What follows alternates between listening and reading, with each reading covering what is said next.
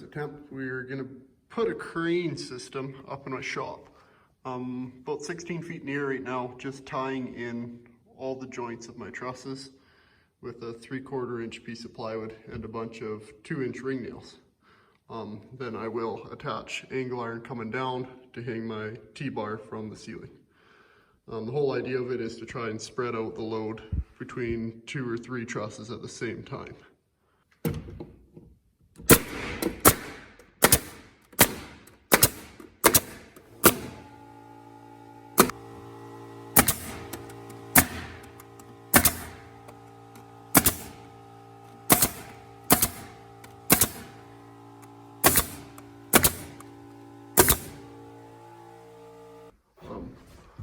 Also nailed this 2x4 all along here, and that's to hold my trusses perfectly 2 foot on center, so it makes it easier to attach my rail.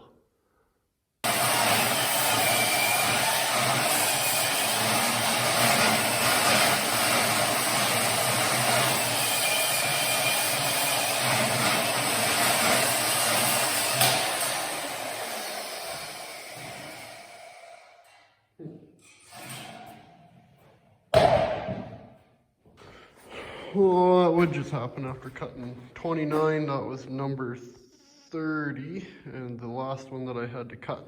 So I'll have to finish that with zip cut. So we got all 30 cut. Basically what's going to happen, this will be full length of the shop, and these will be welded every 2 feet to hang from the ceiling. That should be more than strong enough.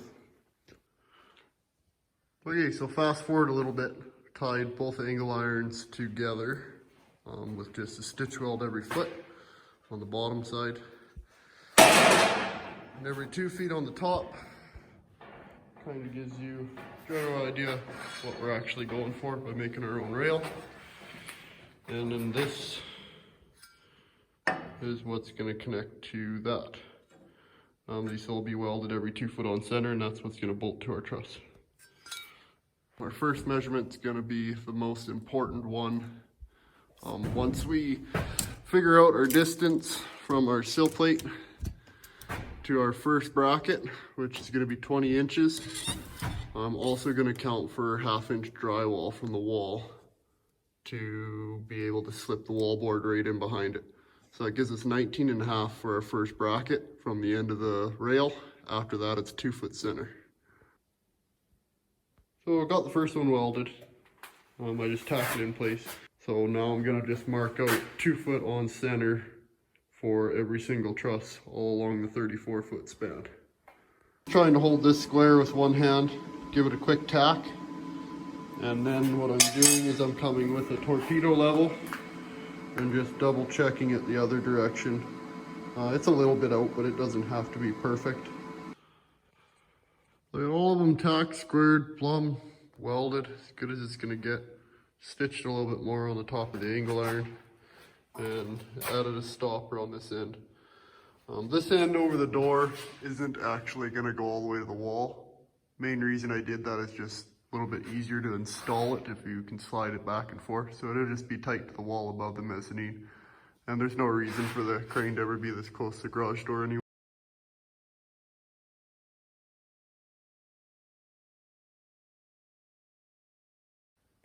So the beams from the bottom, decided to go white. I actually wanted them this orangish red color, but this is an automotive paint.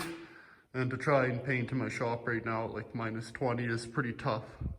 And if I would have painted them black, they would have stood out too much. So I decided to go white, and that way when the ceiling goes in, you probably won't even notice a beam really. No point really showing you how I did it.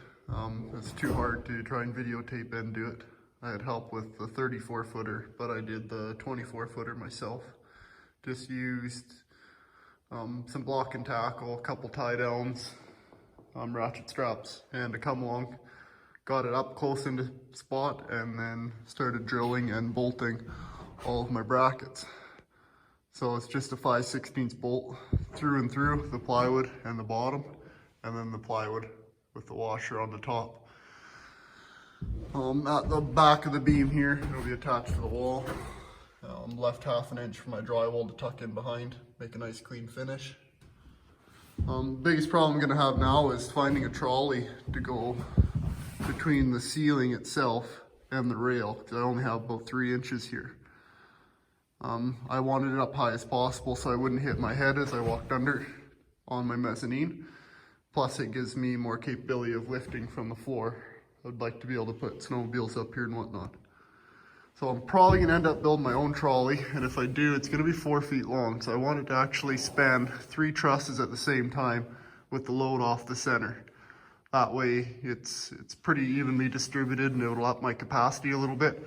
Plus it'll keep my beam from twisting or anything because it's pretty lightweight. It's only 3/16 angle iron